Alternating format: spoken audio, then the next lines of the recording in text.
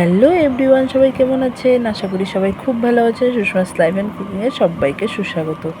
যেখান থেকে আমার ভিডিওটা দেখছো তাদেরকে অসংখ্য ধন্যবাদ। আর যারা নতুন আমার পরিবারে এসেছো তাদেরকে আমার পরিবারে ওয়েলকাম। আর যারা পুরনো থেকে আমাকে সাপোর্ট করে যাচ্ছ তাদেরকে মন থেকে অসংখ্য ধন্যবাদ। তো চলো আজকে শুরু করি বোয়াল মাছের তেল ঝাল। এটা একটা বহু পুরনো রেসিপি। তো সেই পুরনো রেসিপিটাই আজকে তোমাদের সামনে তুলে ধরলাম একদম সহজ পদ্ধতিতে।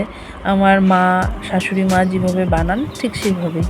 তো আশা করি সবাই এটা জানো, কিন্তু আমার মনে হলো যে আমি একটু তোমাদের সঙ্গে শেয়ার করি, তার জন্যই আজকের রেসিপিটা।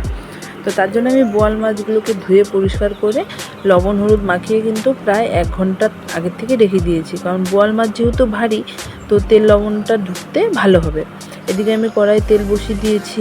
বসিয়ে এখন এই ম্যারিনেশন মাছটার উপরে একটু সরষের তেল ছিটিয়ে মেখে নিচ্ছি, কারণ তাহলে কী হবে, বোয়াল মাছ তো এক্সেস ফাটে, মানে ভীষণ রকমের ফাটে, খুব রিক্সি মাছ ভাজতে গেলে। তো একটু তেলটা মেখে নিলে কি হয়, মাছটা কম ফাটার আর কি সম্ভাবনা থাকে, যেগুলো ফুটে যায় যে মাছটা, সেই ফুটাটা একটু কমে। তো সেই কারণে কিন্তু আমি সরষের তেল লাগিয়ে মাছটার মধ্যে খুব ভালো করে মেখে নিচ্ছি। তো লবণ হলুদটা অবশ্যই সবাই একটু মেখে রাখার চেষ্টা করবে, তাহলে কিন্তু খুব ভালো করে লবণটা মাছের ভেতরে ঢুকে যাবে। তো এদিকে মোটামুটি কড়াই আমার গরম, আমি ফ্লেমটা এখন লো করে দিয়েছি। লো করে মাছগুলোকে দিয়ে আমি তাড়াতাড়ি করে ঢেকে দিচ্ছি। ঢেকে এই মাছগুলোকে পুরো আমি লাল করে একটু ভেজে নিয়েছি।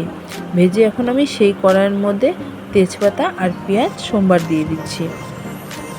দিয়ে পেঁয়াজটা যখন মোটামুটি ভাজা হবে, তার মধ্যে দিয়েছি একটা মিডিয়াম সাইজের পেঁয়াজ বাটা, আর দিয়ে দিচ্ছি 4-5 কোয়া রসুন, 1 ইঞ্চি আদা, 5টা কাঁচা লঙ্কা, একটা ছোট টমেটো পেস্ট করে আমি এই পেস্টটা দিয়ে দিলাম কড়াইয়ে। তারপরে দিলাম হলুদ, লাল লঙ্কার গুঁড়ো, জিরের গুঁড়ো, ধনে গুঁড়ো আর স্বাদ মতন লবণ। লবণটা এখনই কেউ একবারে বেশি দিতে যাবেন না, একটু কম করে দেবেন, তাহলে যাতে পরবর্তীতে অ্যাডজাস্ট হয়ে যায়।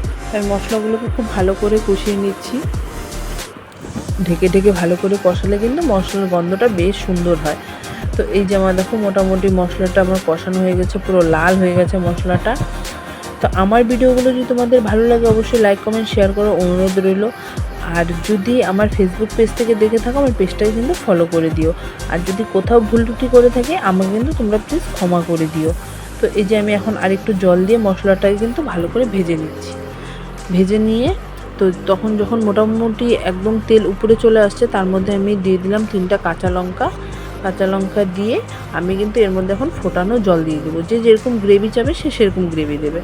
তো এই যে যখন ঝোলটা একটু ফুটতে আসবে, তখন কিন্তু আমি মাছগুলোকে দিয়ে ঢাকনা দিয়ে প্রায় 5 থেকে 6 মিনিটের জন্য মিডিয়াম ফ্লেমে কুক হতে দেবো, যাতে মাছের মধ্যে খুব ভালো করে মশলাগুলো ঢুকে যায়। তো 5 থেকে 6 মিনিট পর এই যে আমি ঢাকনাটা খুলে এখন আমি গরম মশলা দিয়ে দিচ্ছি। তো গরম মশলাটা সামান্য দিয়েছি, কারণ বোয়াল মাছের একটা সুন্দর নিজস্ব গন্ধ আছে, সেই গন্ধটা আমার খুব ভালো লাগে, তার জন্য আমি সামান্য একটু গরম মশলা দিয়েছি।